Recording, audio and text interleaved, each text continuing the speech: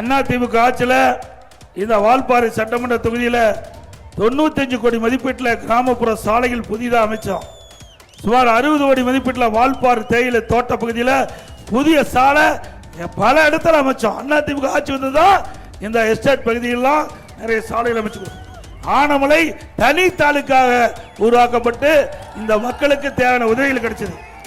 சுமார் 20 கோடியில் 1000க்கு மேற்பட்ட பசு வீடுகளை கட்டி கொடுத்தோம். அதுபோல இன்னைக்கு வால்பாறை சட்டமன்றத்திற்குட்பட்ட அனைத்து பேரூராட்சி பகுதியிலும் சுமார் 17 கோடி ரூபாயில் 800க்கும் மேற்பட்ட பயனாளிக்கு வீடு கட்டி தரப்பட்டுள்ளது. ஆழியார் அணை குடிமராமத்து திட்டத்தின் கீழ் தூர்பாதை விட்டு விவசாயிகள் பயன்பாட்டுக்கு வண்டர் மண் கொடுக்கப்பட்டது. வால்பாறை 5 கோடி மதிப்பீட்டில் அம்மா படகு இல்லம் மற்றும் 3 கோடி மதிப்பீட்டில் தாவரவியல் பூங்கா அமைக்கப்பட்டது.